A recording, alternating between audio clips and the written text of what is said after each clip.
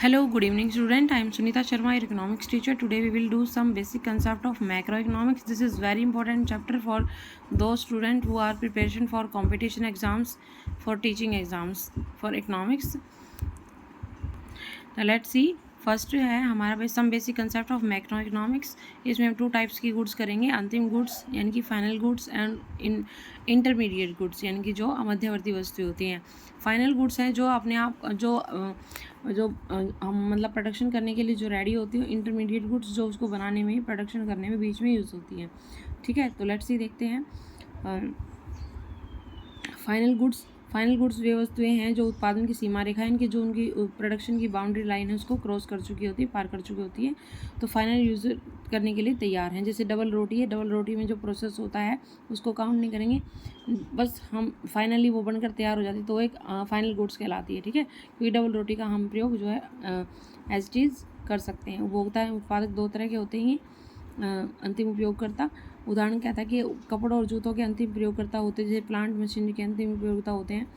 और final consumer goods ये वस्तुएं जो अपनी फाइनल यूज़र द्वारा उपयोग करने के लिए तैयार हो जाती हैं और उपभोक्ता उनके अंतिम प्रयोग के लिए मतलब रेडी होते करने के लिए।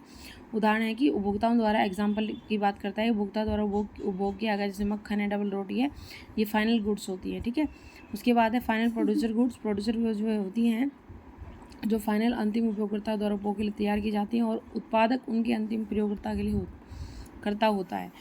ठीक है, जैसे किसानों द्वारा उपयोग के लिए किए गए ट्रैक्टर और हार्वेस्टर। ठीक है, तो कहता है कि अंतिम वस्तुओं पर व्यय होता है उपभोग व्यय और निवेश व्यय, दो तरह का एक्सपेंडिचर इसमें काउंट होता है। ठीक है, और ये होता है हमारा केवल अंतिम वस्तु जो उत्पादन की सीमा रेखा को पार कर चुकी हैं और अंतिम प्रयोगकर्ता द्वारा उपयोग करने के लिए तैयार रहती है, तो वो क्या होता है राष्ट्रीय उत्पादन राष्ट्रीय इनकम में अनुमान लगाने के लिए इनको इंक्लूड किया जाता है। इनकी जो फाइनल गुड्स होती हैं जब हम नेशनल इनकम की काउंटिंग करते हैं तो उनको इसमें इंक्लूड किया जाता है। आप मेरे चैनल पर जाकर वीडियो सर्च करोगे तो मैंने इसकी कुछ एग्जांपल करवाए हुए हैं, उसमें आपको दिखेगा कि जो फाइनल गुड्स हैं वो इसमें इंक्लूड होती हैं और जो इंटरमीडिएट गुड्स हैं उसको जो है इसमें इंक्लूड नहीं किया जाता है। ठीक है, एक दो एग्जांपल आप मेरे चैनल पर जाकर सुनीता शर्मा विद इकोनॉमिक्स में जाकर और टॉपिक का नाम सर्च कर लेना, आपको मिल जाएगा। ठीक है, अब लेट्स सी नेक्स्ट पॉइंट देखते हैं हम, इंटरमीडिएट गुड्स। इंटरमीडिएट गुड्स वो गुड्स होती हैं जो इन बिटवीन तैयार होती हैं, यानी कि वो जो है हमारी प्रोडक्शन की जो क्रॉस लाइन है उसको जो क्रॉस नहीं करती हैं। उदाहरण के लिए जो हम फर्म है, कोई फर्म तैयार करता है, जैसे कोई मान लो डबल रोटी है, डबल रोटी को बनाने में हम मैदा यूज़ करते हैं और बहुत सारी चीज़ यूज़ करते हैं उसको बनाने में। जो इन बिटवीन जो चीज़ें होती हैं वो उसकी क्या कहलाती है मध्यवर्ती वस्तुएं, इंटरमीडिएट गुड्स। इसने एग्जांपल लिया हुआ है कि एक फर्म एक्स और वाई पुनः बिक्री रीसेल के लिए कमीज़ खरीदता है, तो ये कमीज़ क्या है मध्यवर्ती वस्तु कहलाती है, क्योंकि पुनः बिक्री द्वारा इसकी मूल्य में वृद्धि की जानी है और इसकी भांति कुर्सियाँ बनाने के लिए बड़ी द्वारा खरीदी की लकड़ी, अगर आप वुड लेते हैं तो उससे आप कुछ भी बनवा सकते हो, अलमीरा है, सेफ है, ठीक है, टेबल है, चेयर है, कुछ भी बनवा सकते हैं। तो लकड़ी जो है फाइनल गुड्स नहीं है, जो उसके द्वारा प्रोडक्शन तैयार किया जाएगा वो हमारी फाइनल गुड्स में इंक्लूड होगी। ठीक है, तो मध्यवर्ती वस्तुएं उन वस्तुओं कहते हैं जो उनकी उत्पादन सीमा के रेखा के अंदर होती हैं, इनमें एक मूल्य वृद्धि की जानी होती है, फाइनल उनका जो है वैल्यू हमें पता नहीं होती है। ठीक है, तो ये थी हमारी final goods and intermediate goods. Next point देखिए, नेक्स्ट पॉइंट इसमें डिफरेंस दिया हुआ है intermediate goods and final goods. Intermediate goods में फर्स्ट पॉइंट देखिए, इसमें जो है एक वर्ष के दौरान वस्तु का उपयोग अन्य वस्तुओं के कच्चे माल के रूप में तैयार किया जाता है और ये फाइनल गुड्स के रूप में तैयार की जाती है। इसमें क्या है एक ईयर के अकॉर्डिंग फर्मों द्वारा लाभ प्राप्त करने हेतु वस्तु की पुनः बिक्री की जाती है और इसमें जो है बिक्री करने के लिए लाभ कमाने हेतु वस्तु की बिक्री पुनः नहीं की जाती, जो फाइनली जो प्राइस जो है फिक्स हो गया वही रहता है। ठीक है, तो ये डिफरेंस दिया हुआ है वही, ये वस्तु उत्पादन सीमा की रेखा के अंदर होती है और ये रेखा के बाहर होती है, उत्पादन सीमा रेखा के बाहर होती है। इन वस्तुओं में मूल्य वृद्धि की जानी होती है लेकिन इसमें कोई मूल्य वृद्धि नहीं की जानी क्योंकि फाइनली रेडी हो चुकी हैं प्रोडक्शन करने के लिए। अब कह रहा है कि देखो ये लास्ट पॉइंट नोट कर लेना, इन वस्तुओं को राष्ट्रीय उत्पाद और राष्ट्रीय आय के अनुमान में सम्मिलित नहीं किया जाता है। कौन सी वस्तु को?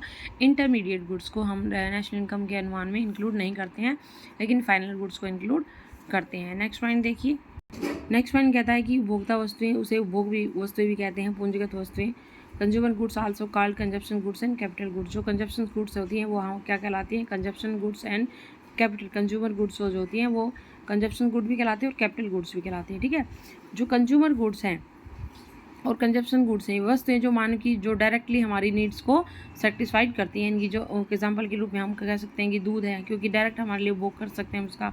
आइसक्रीम है, इससे एग्जांपल लिए हैं। ठीक है, नेक्स्ट पॉइंट देखिए, उपभोक्ता द्वारा वस्तुएं अंतिम उपभोग के लिए रेडी होती हैं, वही बात है। ठीक है, तो नेक्स्ट पॉइंट देखते हैं, उपभोक्ता एवं उपभोग वस्तुएं वही टिकाऊ और टिकाऊ गैर टिकाऊ। ये हमें जो है डिफ्रेंशिएट किया हुआ है कि टिकाऊ वस्तुएं कौन सी होती हैं। टिकाऊ वस्तुएं इनका बार बार टिकाऊ उपभोक्ता वस्तु जिनका उपयोग हम कई वर्षों तक कर सकते हैं। रेडियो, टीवी, स्कूटर टिकाऊ उपभोक्ता कहलाती है। अटिकाऊ कौन सी होती है? जैसे क्रोकरी है, बिजली का सामान है, क्योंकि ये थोड़े समय तक ही चलता है। गैर टिकाऊ एकल उपभोक्ता वस्तु, एकल मतलब एक सिंगल यूज़ ही कर सकते हैं हम। जैसे हमारा इंक है, अगर पेन में डालोगे तो एक पेन को एक ही पर्सन यूज़ कर सकता है। गैस है, दूध है, पेट्रोल है, तो ये क्या हो रहा है? सिंगल यूज़ की वस्तु होती है। सर्विसेज देखिए, सर्विसेज जो हमें डायरेक्टली संतुष्ट करती है, जैसे डॉक्टर की सेवा, हम डॉक्टर को दिखाने जाते हैं तो डायरेक्टली उस पर्सन पर इफेक्ट करेगा जो कि पेशेंट है। ठीक है, तो घरेलू नौकर है, जो नौकर लगवाएगा, पैसे देगा, उसी के लिए वो काम करेगा। नेक्स्ट पॉइंट देखिए, कैपिटल गुड्स। कैपिटल गुड्स वे वस्तुएं होती हैं जो फिक्स एसेट होते हैं हमारे। ठीक है, तो कैपिटल गुड्स वे होती हैं जिनका हम जो है कई वर्षों तक लगातार यूज़ कर सकते हैं और जिनका उच्च मूल्य होता है। उत्पादन की स्थिर परिसंपत्तियाँ कहलाती है। हमारे पास प्लांट है, मशीनरी है, तो हमारे पास क्या है? एक फिक्स्ड एसेट है, इनकी हमारी कैपिटल के रूप में हमारे पास होती हैं। ठीक है, उसके बाद ये इंपॉर्टेंट पॉइंट है इसमें, यहाँ से एग्जाम में भी क्वेश्चन आता है, stock and flow. Stock and flow क्या है? स्टॉक है जैसे एक पानी में भरा हुआ भरी हुई टंकी में हम पानी भर देते हैं, उसको हम स्टॉक के रूप में कह सकते हैं। ठीक है, लेकिन अगर वो पानी रिसने लग जाता है तो क्या हो जाता है? फ्लो हो जाता है। इसी तरह से कैपिटल है, अगर हम उसको फिक्स रखेंगे, डिपॉजिट रखेंगे, तो वो डिपॉजिट हमारा स्टॉक में आएगा।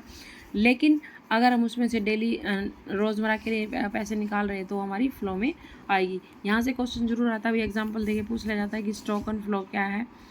कोई भी एक स्टॉक पूछेंगे तो फ्लो का एक एग्जांपल दे देंगे और उसमें से आपको पूछ लिया जाएगी इसमें स्टॉक कौन सा नहीं है। देखो मैं आपको बता देती हूँ, वेल्थ स्टॉक में आती है, लेबर फोर्स स्टॉक में आती है, कैपिटल स्टॉक में आती है, देश की पूर्ति की मात्रा स्टॉक में आती है, बैंक डिपॉजिट, याद रखना डिपॉजिट फ्लो में आता है, लेकिन जो पूंजी पर ब्याज लगता है वो ये डिपॉजिट स्टॉक में आता है, जो ब्याज लगता है वो कैपिटल में आता है, इनकी फ्लो में आता है, क्योंकि वो हर महीने जो है मिलता है हमें। छत की टंकी में पानी है, इकट्ठा हुआ है, तो वो क्या आ जाएगा? स्टॉक में। लेकिन रिश्ता है तो पानी रिस रहा है तो वो फ्लो में आ जाएगा। मुंबई से दिल्ली के बीच की दूरी जो फिक्स है तो वो हमारी स्टॉक में आएगी। लेकिन मतलब कोई भी गाड़ी वहाँ से जा रही है, उसकी स्पीड है तो वो कम या ज़्यादा होगी तो वो फ्लो में आएगी। ठीक है, this is very important chapter for exam of you. तो मेरे चैनल के साथ जुड़ेगा, लाइक शेयर सब्सक्राइब कीजिएगा। Thank you dear student.